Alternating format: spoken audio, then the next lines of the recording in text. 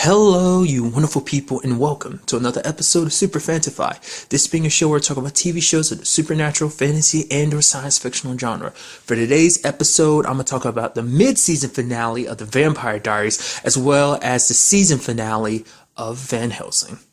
Like always, if I'm talking about something that you don't want to listen to, either because you haven't watched the latest episode or it's a show that you don't care about, you can always look in the description down below, and I have the time of when I start talking about each of the respective shows I'm talking about. So, for example, if you don't want to hear what I have to say about the Vampire Diaries, you can always look in the description down below and skip to my thoughts about this week's episode, well, the season finale of Van Helsing. Starting off with the Vampire Diaries, it's like this giddy little feeling I got in this episode, just because it's kind of like Damon showing up and a shock on everybody's face, whether it's Matt or Alaric being like, oh crap, you're still alive. It's like, yep. Damon is like the gift that just keeps on giving, and I love it just because everything that he does, he just shows up and it's like, why are you here? And apparently the time he was dead, Cade came to visit him, and it's like Cade's like passing on a message like, so I want to talk to your brother now too. So Damon proceeds to kill his brother, just because the big man wants to talk to him too.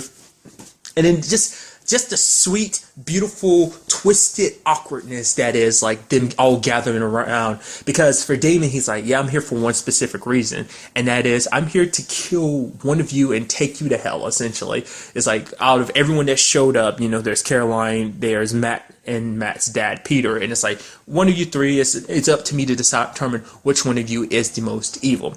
I mean, I also love the fact is that Caroline tried her best. She was like trying to get, I would assume not assume, she was trying to straight up get Sybil drunk so she could let slip so they could find the tuning fork and whatnot. But it's like, it was weird because even Caroline comments on it. It's like, Sybil's trying to be my BFF and stuff like that. It's kind of interesting when you break it down, because in Damon's mind, she replaced Elena. So why not try to kind of get close to one of Elena's best friends? I mean, she's trying to stay away from Bonnie because Bonnie kind of is just kind of, I don't know, because in her mind, like, I guess Bonnie's kind of tainted because, like, the fact is that she tried to take Enzo, or well, not only tried, but successfully took Enzo away from her. So that's one thing.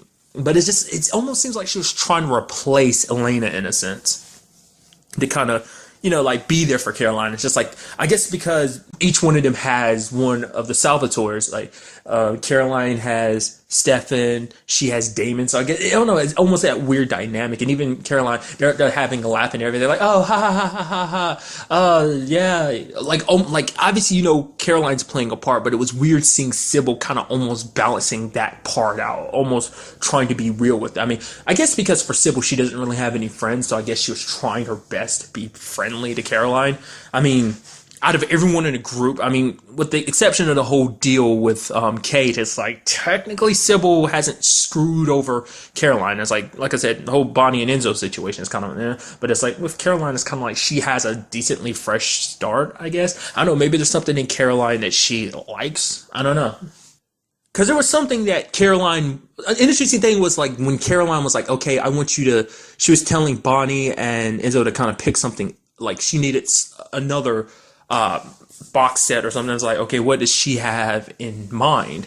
And it turns out what that thing she had in mind, because she was like, okay, this is a gift for you, Damon, because she's like, I know eventually down the road you're going to want my forgiveness. So it's like kind of already taking that step forward. Like, she has a problem with Damon and whatnot, but she also knows that, I don't know, like, the fact is Damon isn't necessarily himself, because, I mean, really, these circumstances aren't the most normal circumstances. It's just, because this all started because Damon was trying to do the right thing, trying to be a good guy, and it just kind of screwed them over in the end. Like, he was just trying to do the right thing, and all of this kind of, like, happened, And now, the whole point is to try and do everything he can to kind of escape from hell. But it isn't even just about, I mean, it's just so much in this episode. From when we ended up looking a little bit at Stefan's past back in 1917, apparently a Ripper moment for him, but then he's kind of like, because Cade's showing him kind of like a moment that Stefan piqued his interest, because it was like, wait, Stefan's like, this couldn't have been me, because this was on Christmas. So like, that's when, like, it's been a while since I've seen the earlier stuff. So was that a thing that Stefan never did? Like, did he never attack anyone on Christmas? Was that what it was about? Like I said, I don't remember that. It's been such a long time. So maybe that is kind of a callback to that. If that was a thing, do let me know in the description. I mean, the comments down below, because I don't remember that, if that was a thing or not. I can only assume because he said that statement so matter of fact. It's like, why would it being around Christmas really matter unless that was kind of his deal or something? He wouldn't kill people on Christmas or something like that. You know, probably family reasons and stuff like that, you know. Because it's like he's already in his devastated, you know, situation with his family. You know, essentially his family being extremely messed up, and I guess like he didn't want to kind of do that to other people's families on that particular. Like I said, I don't really remember that, but I'm only inferring from based on that. But nevertheless, what makes it very interesting that because Stefan's like, but he's so sure about it, but he's like he doesn't remember it, and it turns out the reason he doesn't remember it is because Celine actually bumped into him back then, and it's like she was, you know, she saw him as the Ripper, and it was like, oh, the fact is like perfect soul for Cade, because this is during that period where she had been free. Like she'd been free for what, like 30 plus years at this point or something like that, because she got released like in the late 1800s, so it's like 1880 or something like that. So this was kind of in that 100-year period, 100-year so period when she was free and whatnot. But then she was going to take Stefan's soul, you know, eat his flesh and everything, but then it was like she looked into his heart and saw that he's not necessarily a bad guy. He was a guy that was kind of turned into a monster, and she's like, you know, someone being disgusted with what they are, and she saw more anguish than evil, and it's like she kind of reflected upon it herself. She knew, so at that point she'd already kind of not. She was still under Cade's control, but it was like under his servitude. But then it was like seeing Stefan in such anguish over what he did. She in herself decided, you know, it's like, no, I'm not going to work for Cade anymore. It was at that moment of meeting Stefan and seeing how remorseful he was about what he did.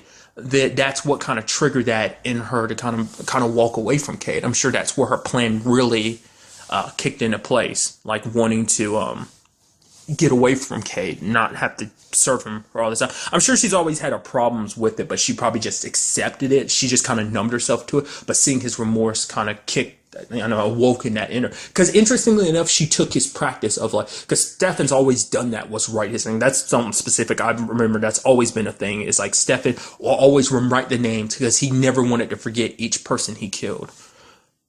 But it was something that apparently Celine kind of adopted from him.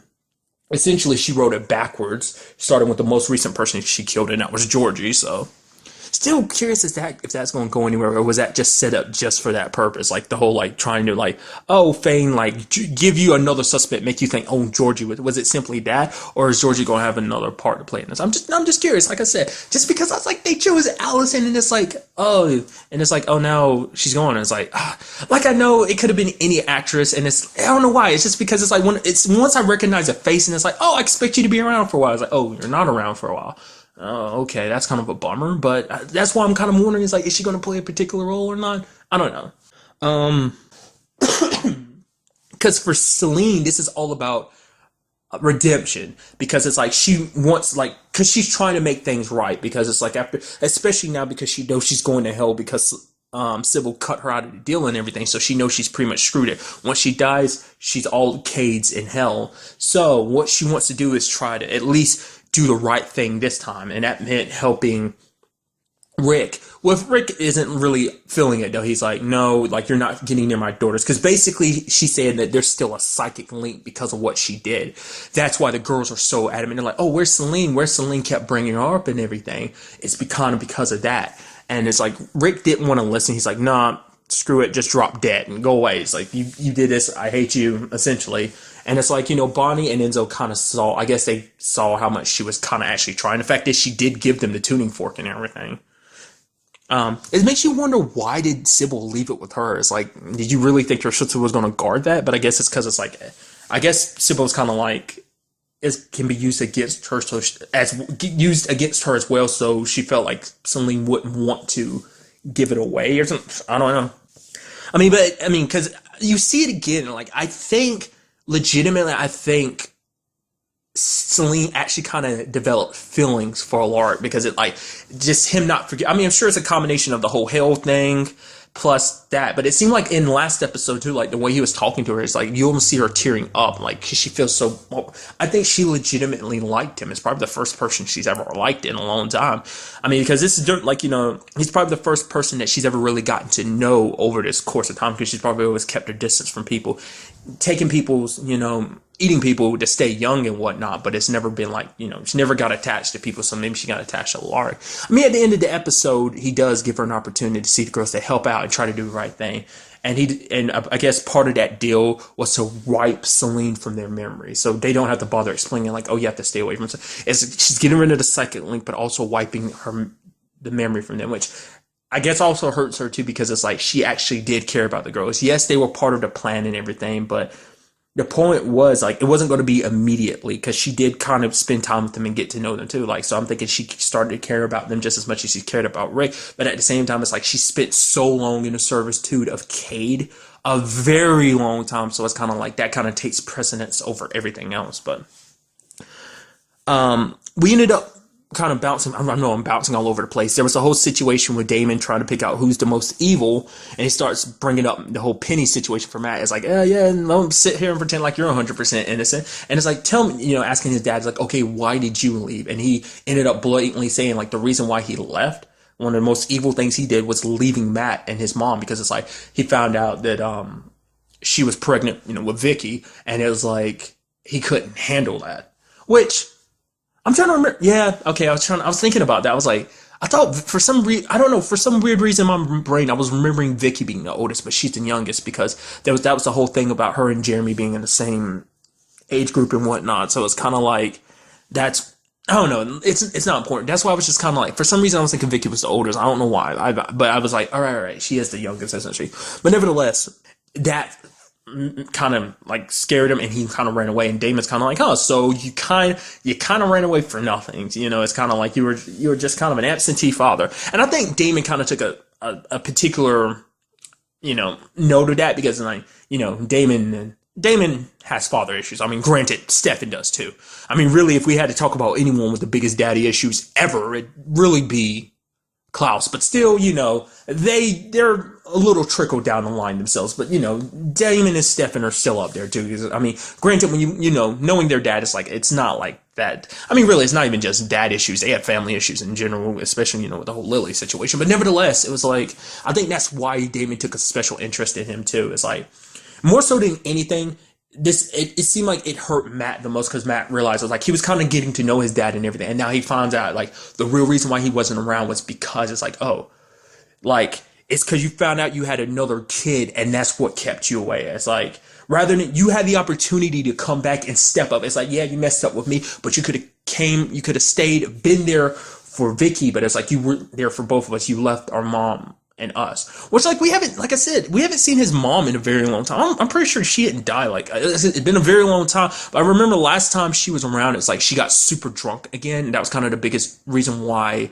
Matt kind of pushed her away. It's just because she was always kind of drunk all the time, and I'm sure Peter being gone was kind of played a role in that. But it's like, because of that, like, I think that was the last time we saw her. Like, Matt kind of told her not to come back around because of that. So, but before anything could really be done, which apparently Sybil still needs something else. I'm still sure that this is all connected to her trying to kill Cade, is what I'm still thinking her ultimate goal is. But the fact of the matter is, you know, she still needs something else from Peter, but he's not he's like, I don't know what you're talking about. It's like, I think Peter knows a lot more than he's letting on about. Like, the fact of the matter is, maybe there's a lot more to this than even he's letting on to Matt, that maybe he lied about the reason why.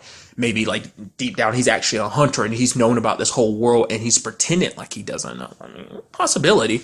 But then you have, you know, Bonnie and Enzo showing up in time and hitting with the pitchfork, and it affects Sybil. But not just Sybil, it affects Bonnie too, which is like, that hasn't been used with Bonnie, like in close proximity, has it?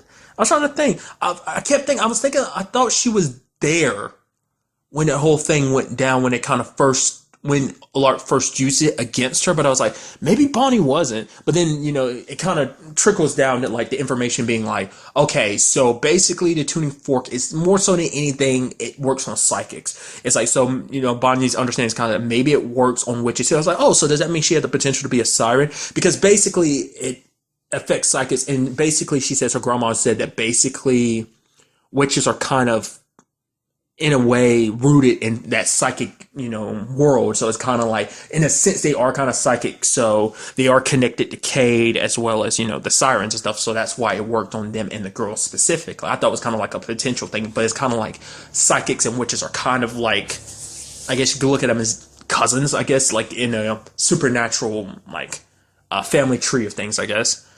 Which does beg the question, since, I didn't even think about it, it's like, Cade is a psychic himself, so does that mean it work on him too? I don't know.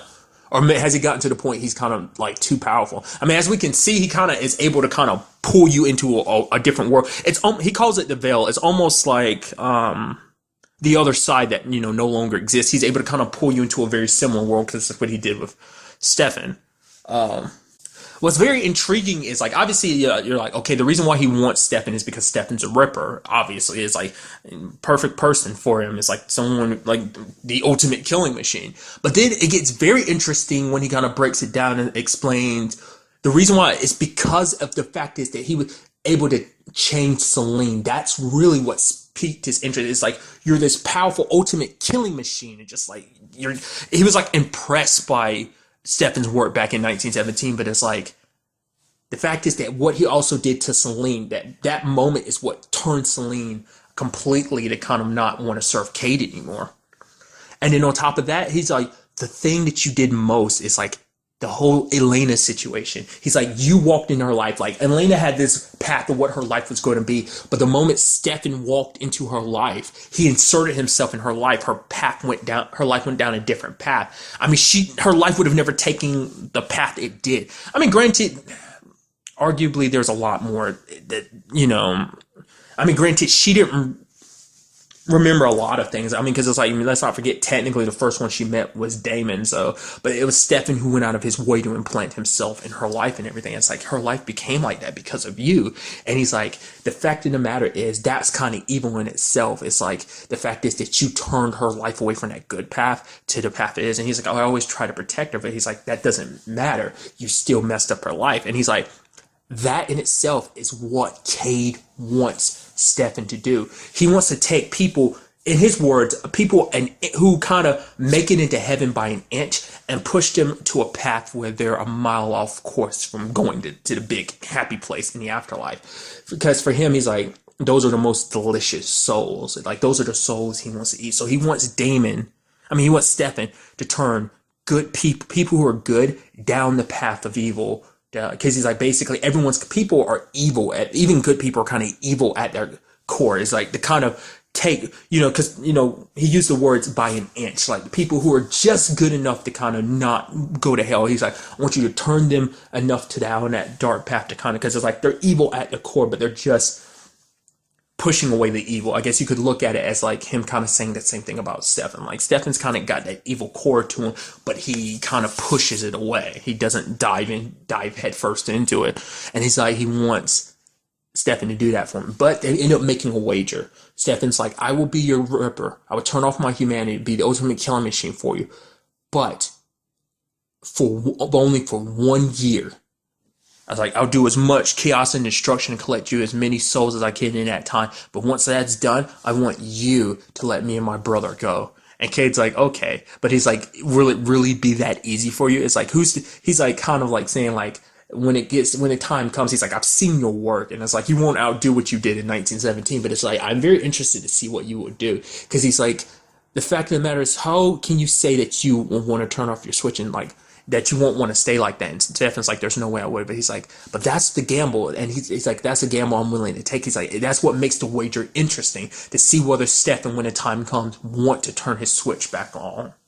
I mean, when you actually think about it, this episode was really rough for both him and Caroline. For Stefan, it's like he didn't even get the full day with Caroline like he wanted to. He wanted to set up plans. He's like trying to like, hey, let's get around, everybody, family together. And it's like, doesn't even get that. He gets like, at the end of it all, he gets like 7 minutes with Caroline before he has to leave. That sucks. Sucks so much. It's like, Cade, you at least promised to give him his full day. It's like, you didn't even give him that. That sucks. Big time. But I guess for Stefan, it's like, if it all works out like he wants it to, then it's like he'll be back to Caroline eventually. I mean, Caroline kept asking him about what was going to go down, what was part of the wager. He's like, no, I'm not going to tell you. Don't ask me those details. Let's just enjoy this last moment together. And then in Caroline's case, it's like, with everything going on, it's like the kids had to be taken away to keep safe. So it's like she's only getting a little time with them before Alaric leaves with them. So it's just like getting screwed on both fronts, losing her kids, losing the guy that she loves. And it's just, I don't know. It's not the best Christmas, and it just outright sucks. I mean, I was actually surprised things worked out for Bonnie and Enzo. It's like, oh yeah, we're going off to Paris. I was like, I always had a sinking feeling in my stomach. It's like, oh my God, like, especially after that episode, last week's episode, and I'm like, oh God, Enzo's going to get brutally murdered, isn't he? It's just something's going to go wrong. And it's like, apparently not. They're just off to Paris. So it's kind of like, okay, so everything's okay. Like, okay, that worked out. That's good. But the fact is that we do know that witches are kind of connected to like psychics and stuff like that. It just seemed like such a thing that they just kind of threw in there, but I feel like that's going to play an important role later on. I'm sure Bonnie's going to actually be at the heart of all this in a sort of way. I don't know. It just seemed like very interesting that they casually, like, it's something, I guess it was kind of answering the whole, like, why did it work on the girls? Why does it work on sirens kind of thing? But it was kind of like, like, I guess it just seemed weird, like they were just throwing that in there, but I'm sure they had their reasonings, and I feel like, I guess it's connected to what Bonnie might do later on in this whole situation. I don't know. I'm very interested to see what that, I mean, like I said, I was not expecting everything to end all happily for them. So I was like, oh man, just after what, oh man, you love each other, being happy and everything last episode. And it's like, dude, they're definitely, just like, oh, we're going to go to Paris at the beginning of the episode. They're talking about, I'm like, something's going to go wrong, but it didn't. But who's to say something won't go wrong in the future? But I'll kind of get to that in a second. The other interesting thing was the fact that the gift he got from Caroline ended up being the necklace from Elena. It kind of sparked his memories of Elena. And then, when Sybil's kind of like, oh, you do care about me. It's like, oh yeah, I didn't even have to kind of push you to do that. You just you came to my rescue all on your own. And it's like, oh, you have one of these, a heart. So like, oh, kind of like, oh, we're in love almost. Like I said, because it's like, Sybil's never really had anyone. So for her, like, it wasn't just about having Damon as the perfect killing machine. It's, for her own protection, her own little collector of souls. It's also about, she's trying to force love, essentially, because I don't think she's ever had anyone really to love her. I mean, her sister, but she has her beef with her sister, obviously, so. But, it was just like, oh, they're about to kiss and everything. I was like, oh, what? I was like, Damon going, oh, I was like, oh, he's getting his memories back of Elena? Okay, I was like, I guess he's going to kind of push her on the side and kiss Celine, and reaches to her chest, pulls out a heart, and just tosses it on the bench beside her. I'm like, I was not expecting that. I was like, okay, so was that him doing that out of, like, remembering Elena, or was that what Cade, I mean, I doubt Cade would do that, because I was thinking that in an episode, I was like, maybe Cade ordered him to do it. It was like, no, maybe it was kind of his last middle finger to Celine, because it's like, yeah, I'm gonna do this with my brother. So the fact is, I'm with my bro. I kind of don't need you anymore, especially because it's like, yeah, you kind of messed with my head and everything. So definitely, like, I don't know, like, from the previews I've seen from the future episodes, it seems like Celine's in a very bad mood. This is kind of actually a straight up mid-season finale, isn't it? I mean, everything else on the CW is saying kind of mid-season finale, but they're still kind of like not necessarily in the middle of their seasons. I think Vampire Diaries actually is, because I don't know what episode this is. If this is actually episode 8, because there's only going to be like 16 this season, so it is directly cut in half. But from what I've seen, it just seemed like Sybil's not necessarily in the best mood after that. I mean, the whole immortality thing, I was like, oh, is she dead? It's like, oh man, how's she recover from that? It's like, oh yeah, you're immortal. She'll probably just grab her heart and pop it right back in, So it's like, I forgot about that. So, I don't know, I'm very curious to see what happens, like, especially with her. Will she and Celine kind of work together? Now, I was like, no, there's no way Celine's going to work with her after, like, the fact is they cut the deal. So it's like, I doubt she'd want to. She's still pissed at her and everything. She was talking to Caroline in the preview, so it makes me wonder, like, is that, like you said, the whole BFF situation that's possibly brewing there? What's going to happen with Alaric, Damon and Stefan kind of going on their little road trip, kind of like the Salvatore brothers are together again, off doing their thing. Damon's super happy about it and everything, and we see Stefan cutting off his humanity. It's very interesting. I'm very intrigued from what I saw. Like, I won't go too heavily into it, but it seems things are definitely taking an interesting route on what they're going. I mean, obviously, because I ended up recording it, so I ended up, missing the rest of the only saw parts of it, but nevertheless, it looks very interesting. The show will be coming back on January 13th, and it's like, oh, so we are entering the final episode, so I don't know whether it's going to be like a straight shot, because, like, Beauty and the Beast kept, like, it's like, oh, we're on 1 week, we're off the next, and then we're back. They kept doing that back and forth for, like, the last 3 or 4 episodes, so maybe it's going to be a straight shot to the last episodes. I don't know. It's going to be, like, I really don't know where this is all going to end, how this is all going to end, but I'm very fascinated to find out. And I guess we'll just have to wait till January rolls around, specifically like January 13th again, to see kind of where this all starts and where this might be heading. So, and now moving on to the season finale of Van Helsing, a very good episode where a lot of stuff went down. Obviously, we learned a little bit more about Vanessa. As I kind of figured, I kind of brought this up a couple episodes back. I was like, this has to be like a family genetic thing. And apparently it is. Like, it's kind of like, it's like basically the Van Helsing. It's not like, because I was kind of also wondering, like, okay, so maybe she's like the first of the kind. Like, maybe it's like, oh, this is just kind of like this anomaly that happened and she was born, so she's like a 1 in a million shot. But no, I was right before. It's like, it is a family thing. It's a hereditary thing, because the Van Helsings do exist. That's what she is. She is a Van Helsing. It kind of passes down from family member to family member, which I would assume, I guess it doesn't always hit the family, maybe, because apparently Dylan's not one. Because it's like, if Dylan wasn't, maybe a certain criteria have to happen, like maybe like the Van Helsing blood doesn't kick in until a certain age or something, because for Vanessa it didn't really kick in until she died. So maybe same thing for Dylan, or maybe Dylan has to get a little older, or I don't know, because it seems like a family thing, because Dimitri comments on her being the last of her kind. So I'm guessing, like, well, I mean I'll go ahead and talk about it. The fact is Dylan got turned, so that's, I'm assuming, was that always the deal? Was it like kind of like Dimitri already had her from the beginning, or did Rebecca do that? But I guess that's the reason why Dimitri was like, the fact is that she's the last of her kind, because I guess because maybe Dylan being turned means that Dylan never can have the potential to become. So I'm guessing that, because I was wondering, I was like, because it seems like it's a family thing, because it seems like her mom was one too. So it's like, why wouldn't Dylan be? It's got, why would you? Because obviously you've had Dylan for a while, but I guess it's because maybe at the time they didn't, or maybe whoever got to Dylan didn't realize that she was who she was. So no, that still wouldn't be the case. I'm stupid. Because the fact is that for Dylan, because for Vanessa, even when someone bit her, trying, that would change them, but like, it doesn't work on her. So it's like, now I'm thinking about it, I was like, so if that was, so what, does it skip a generation or something? Because it's like, because Dylan got turned. Now I'm sitting here thinking about it. I didn't even think about that too now. It's like, she got turned. If she was like a Van Helsing, she wouldn't have been turned. So maybe it skips generations, or maybe, like I said, maybe she just didn't unlock it inside of her. Maybe, like, but I'm wondering, like, how long has Dylan been one? Was it kind of a recent thing that Rebecca kind of got it as, got Dylan as insurance, or what?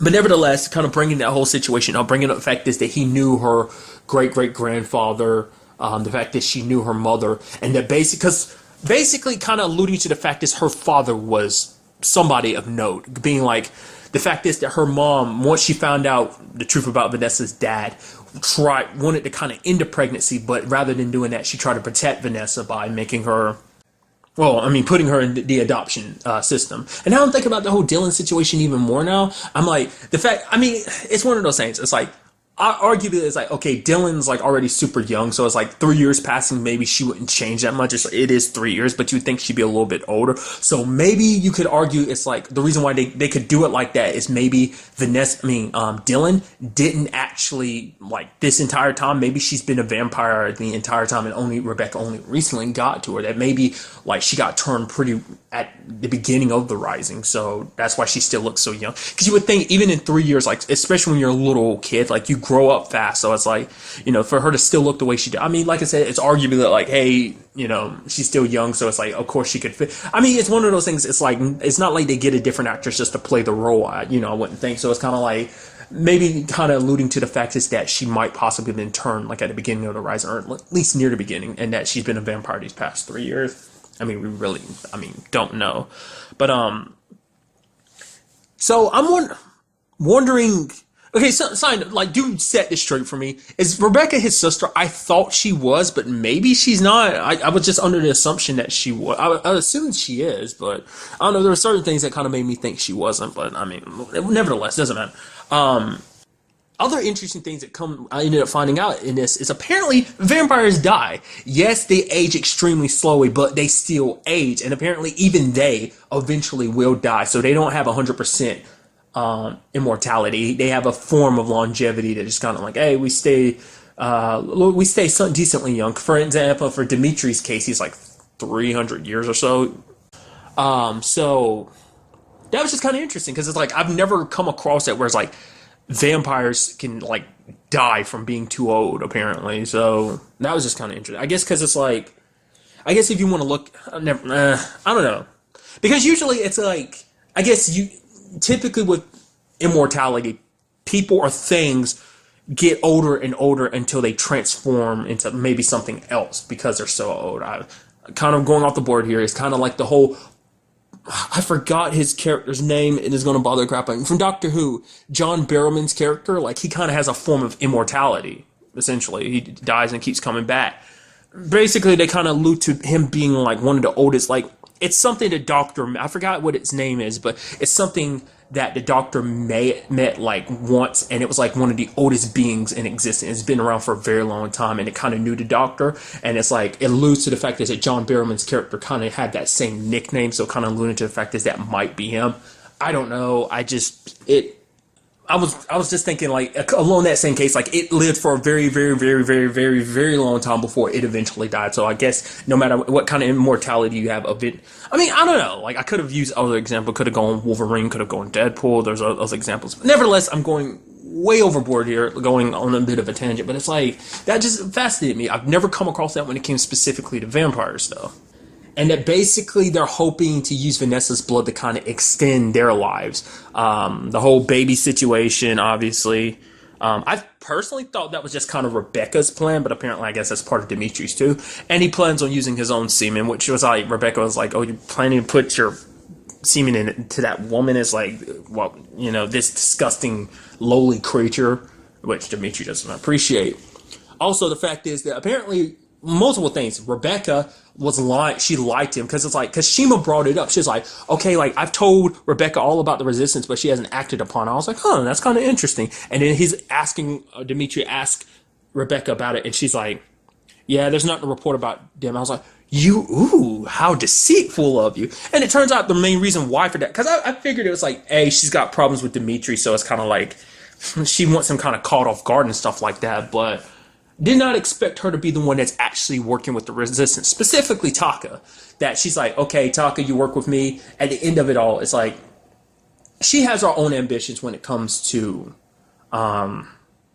Vanessa. But I'm guessing the thing is like her and Dimitri's goals don't align anymore because it's like Dimitri's kind of in it for himself. Like the way she was acting, like getting jealous and stuff like that. That's why I was kind of wondering, is like, is that not his sister then, or are they like something else, or I don't know.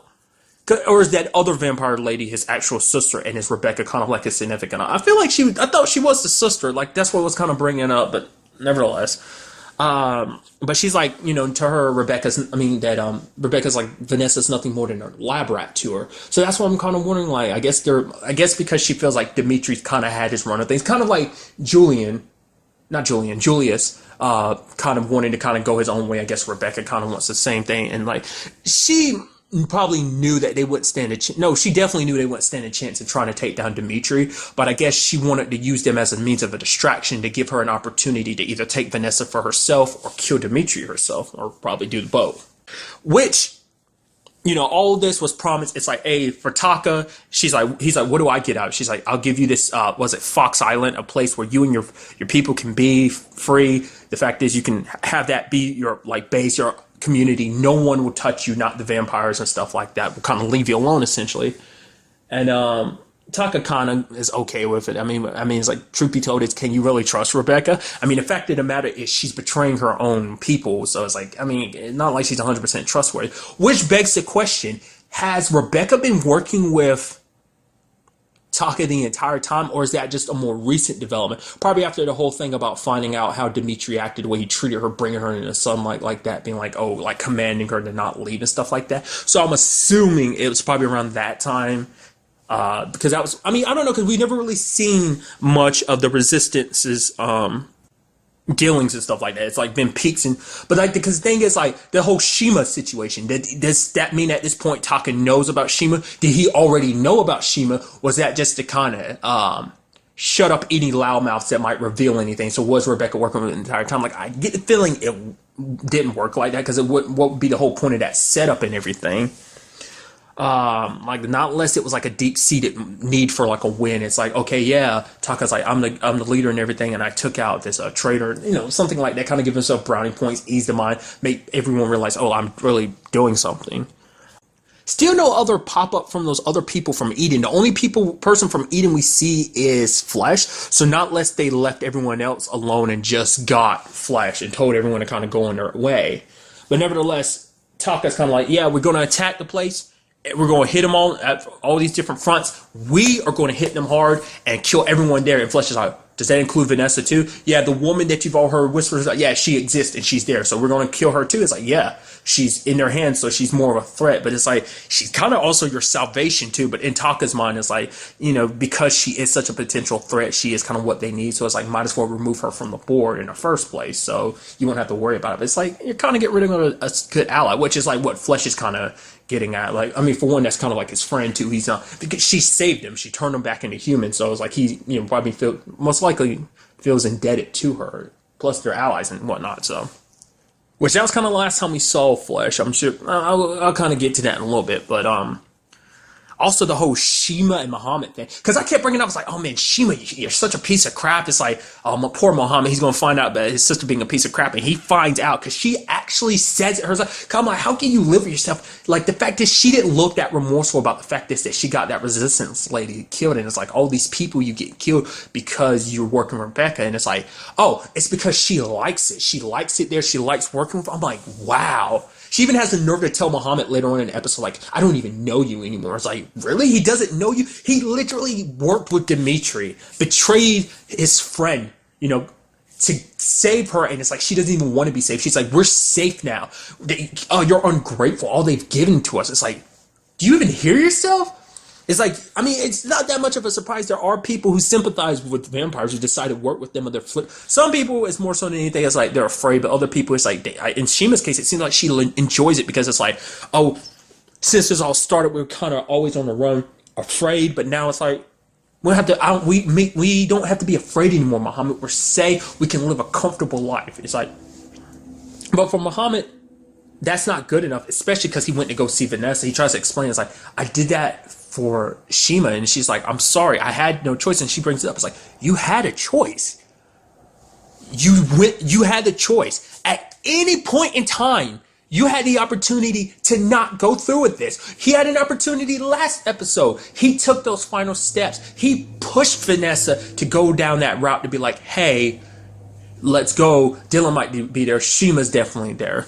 So that is the case. I thought it was like, I was like, why would he go through that route? Because wouldn't Rebecca already have her the entire time? So would Dimitri? But then I'm like, obviously Shima, like, well, the whole place is the Citadel, I would assume. So it's kind of like, yeah, it makes sense, because it's like, for you know, Rebecca having Shima was probably because Dimitri handed her over.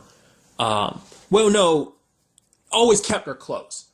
He probably always knew where she was and promised that to Muhammad. I was wondering, I was like, why would he do it? Because like Rebecca had her, so it's kind of like, I was thinking like, why would you go to Dimitri about it? But it's because, you know, Dimitri probably already, like, Rebecca would just probably happen to get her hands on Shima. It makes you wonder, did she know about the whole Muhammad and Dimitri thing? But nevertheless, also that blonde vampire lady kind of took an interest in him. She's like, I want him, the boy. And it's like, you have Dimitri being like, in due time.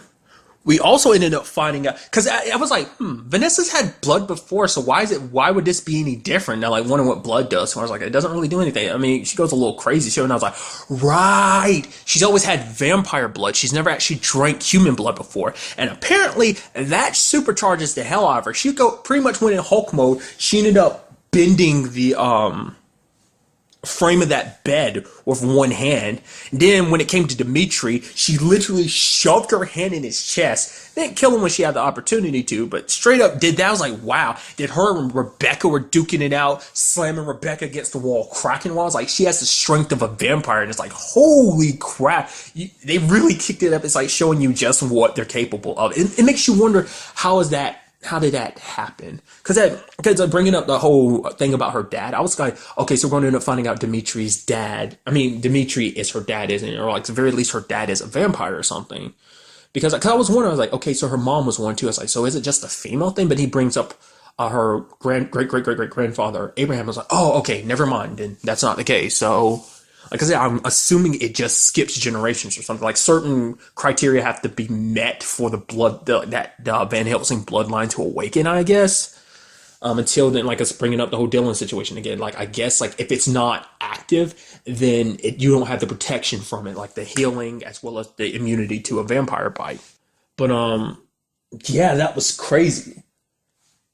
Then on top of that, you have Taka. Instead of pulling the trigger, he's like, because he learns from Dimitri that Rebecca lied, that Fox Island was overrun like almost instantly after the rising started, so there is no safe haven. And Brendan's like, oh, you still got him, shoot him. And he's like, I will. And will kill him. And he's like, I will. And then ends up shooting Brandon.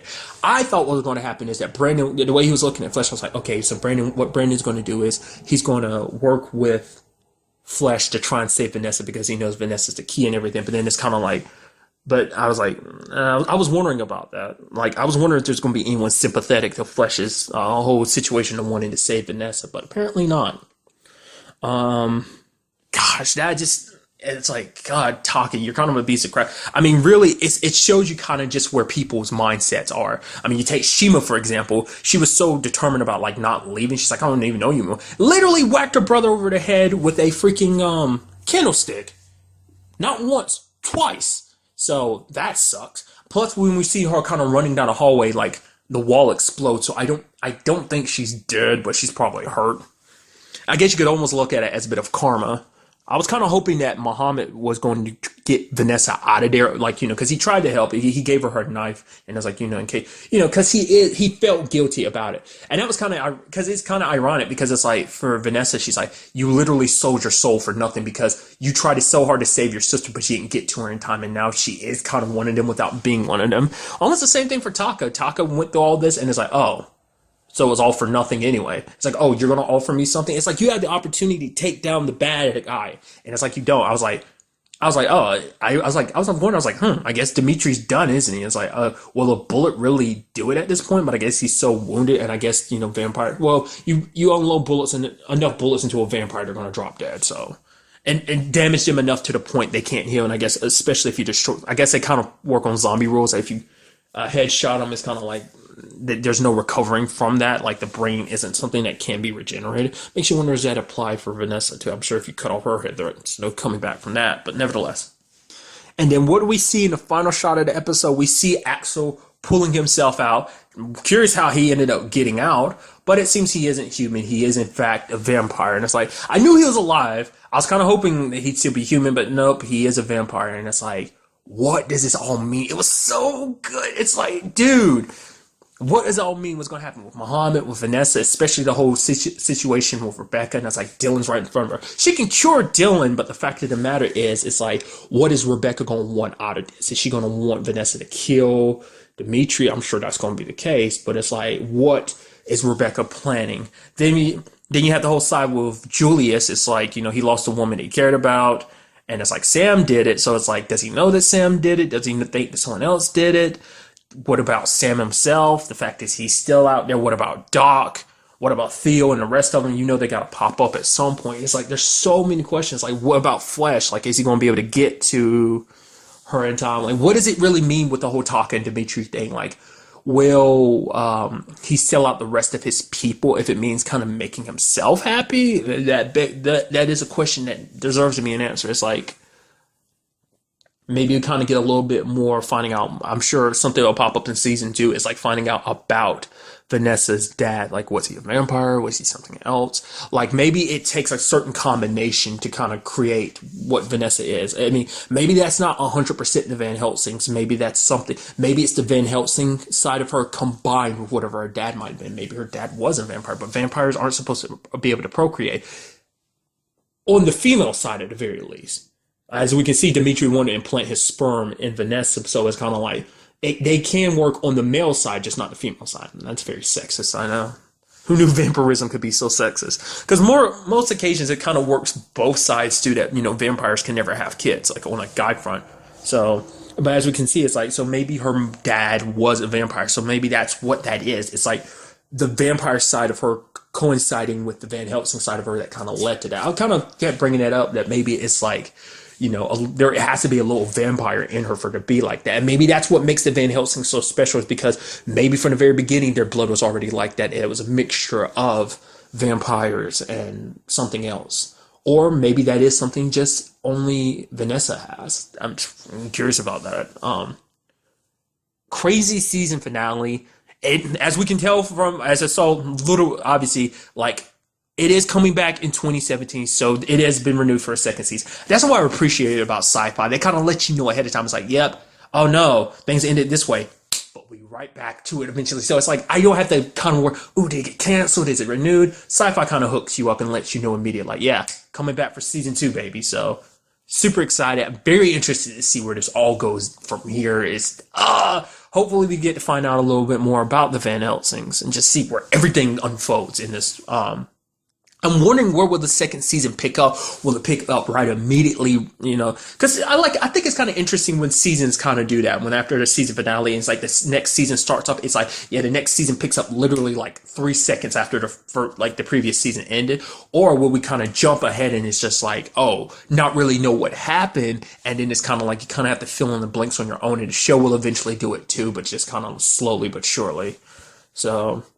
Like I said, maybe at the end of this, we'll end up having Vanessa kind of working for Rebecca for the sake of Dylan, having to kind of do their bidding, and kind of maybe we'll see her killing humans, even killing the resistance members, because it's like, yeah, the person that was kind of their savior is now their greatest threat. And so what it all means, the fact that Axel's still around, like, I'm super excited. I'm sad I gotta kind of have to wait. It's just kind of like that little itch. Just like, I want answers now. I want to see where it goes. But I will be patient and wait. So, but really, that's all I want to talk about in this episode. Till the next time we meet, be happy, be safe, live life to the fullest, and enjoy it. Good day and goodbye.